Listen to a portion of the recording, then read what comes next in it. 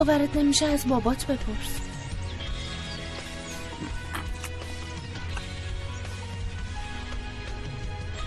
پاشو بریم خونه.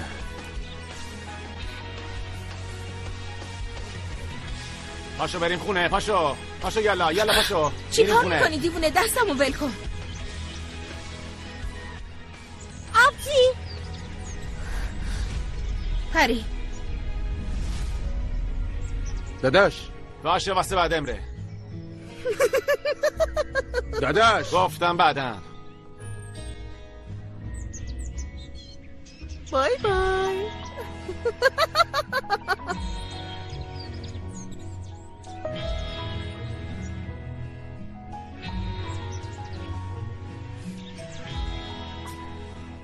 خیلی خوبه. کم کم باید 10 کیلومتر پیاده راه برم.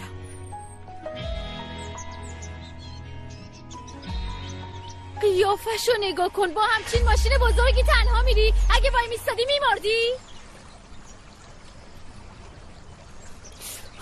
این خودخواه ها رو ببین. تو رو خدا انگار دنیا واسه اینا ساخته شده.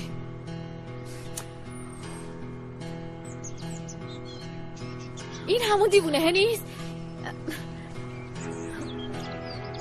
هی دیوونه، داشتیم تصادف میکردیم. واسه چی میزنی دختر؟ همون دختری تو تاکسی هم نشناختی؟ از کجا باید میدیدم؟ فقط بلدی تند بری. داشتین مسابقه میدادین، ازتون شکایت میکنم. فکر کردم میخوای اتو بزنی وایسادم. وای چقدر تو پررویی. من چرا باید اتو بزنم؟ فقط خواستم حرفامو بهت بگم. باشه اگه تموم شد من باید بگم که از اینجا زیاد ماشین رد نمیشه. یعنی چی؟ یعنی اتوبوس هم نیست؟ ببینی که پرنده هم پر نمیزن. میخوام برم خونه مرتوغلو. تا اونجا پیاده چقدر راهه؟ 1-2 ساعتی میشه، اما خوش شانسی منم دارم میرم اونجا. سوار شو ببر. تو چرا میری اونجا؟ چرا همه اونجا میرن؟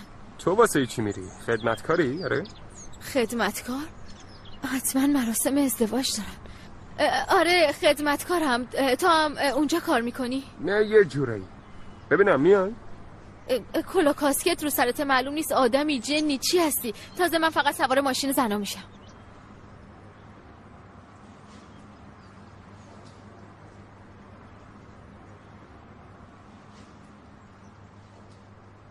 خوبه؟ با استانداردات هماهنگ شد؟ سوار میشم ولی از پشت بغلت نمیکنم. باشه پس بپر بالا.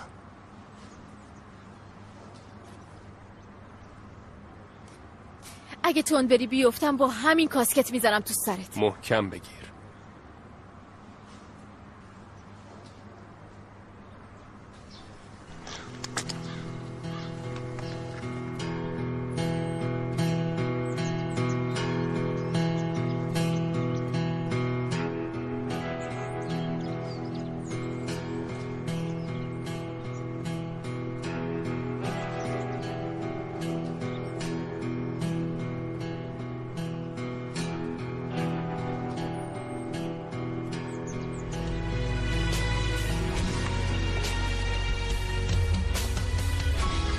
دیوونه عقب افتاده.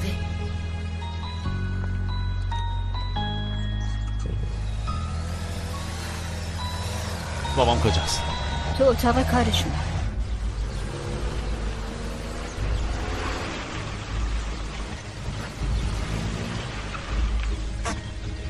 تو داری ازدواج میکنی؟ کی بهت گفت؟ ببخشید میشه بپرسم کی قرار بود به همون بگین آقا هلوش؟ آروم باش. میگم کی قرار بود به همون بگی؟ آروم باش. میخوای اونا رو برداری بیاری تو این خونه؟ زندگی که تو داری حق اونا هم هست که داشته باشن. زندگی من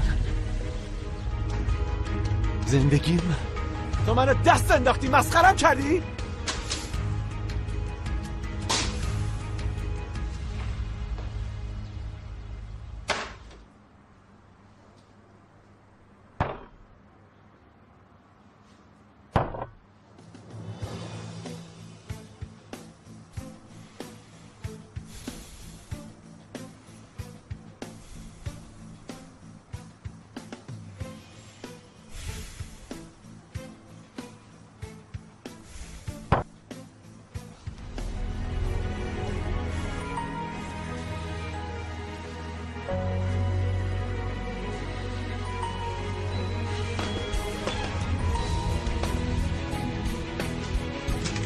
خوش اومدین. ممنونم. سلام، خوش اومدین. بفرمایید پایین لطفا. بفرمایید. آبجی رهنم، انقدر خوشگل شدی ها که همش با خودم فکر میکنم شاید فقط 40 سالت باشه. میدونم اصلا اینطوری نیست اینجی. سویلایی اومد. آره.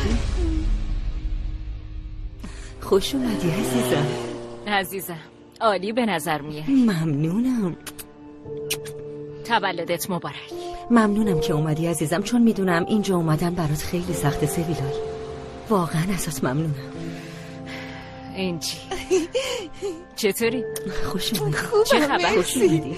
تو چطوری؟ اینجا خیلی مدعی به نظر نیست. آخه صابخونه. واقعا؟ پایین میبینم. باشه.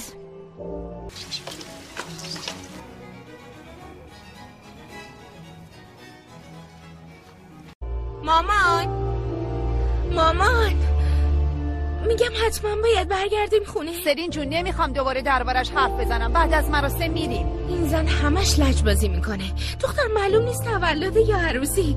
23 تا گارسون فقط من شمردم، دارن سرویس میدن میگردن.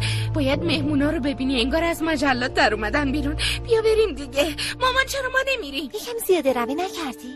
منظورت چیه؟ موهات و آرایشت یه جوری نشون میده انگار 30 سالته. ببینم تو حالت خوبه؟ تو اونایی که پایین هستن رو دیدی؟ میخوای آبرومون بره ها؟ تو اینطوری بیشتر خودتو کوچیک میکنی. یعنی چی آبجی؟ مگه چمونه آخه؟ به نظرتون پسرای صوبی میان اینجا؟ اون پسره رو میگه که باید میپری؟ چه پریدنی دختر، یکم حرف زدین. تو با من حسودی نکن، خودت هم انقدر گنده فرض نکن. باز دوباره برای چی در اینجا رو بحث میکنین ها؟ به خواهرم نگاه کنی میفهمی. چی میگی تو؟ مگه چشه؟ سرین همین الان میری اون ماتی که تو پاک میکنی. مامان تو رو خدا هیچی نمیخوام بشنوم. سری برو پاکش کن ببینم. خدا از دست شما. تو هم لباست مثل مراسم ختم میمونه. سرین گفتم بدو. به اون توجه نکن، خیلی خوشگل شدی. به نظرت زیادی سیاه و رسمی نیست؟ چیز دیگه ای نیاوردم، همین آوردم فقط. مامان من هر چی بپوشی بهش میاد. قربون تو برم، شیرینم آخه عزیز دلم. دخترا آماده این؟ آره حاضریم، اومدیم.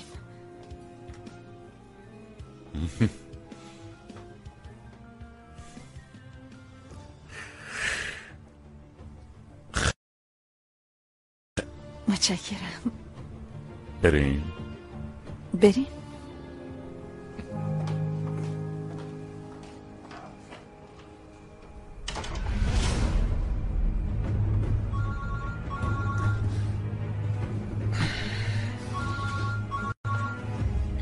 اومدین؟ ما اومدیم پایین، منتظر جنابالی هستیم. اومدم.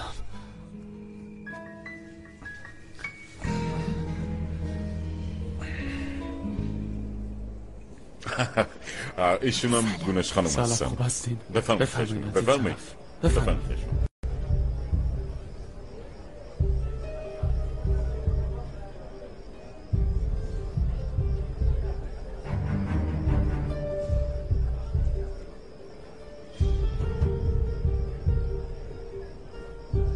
سویلای جون،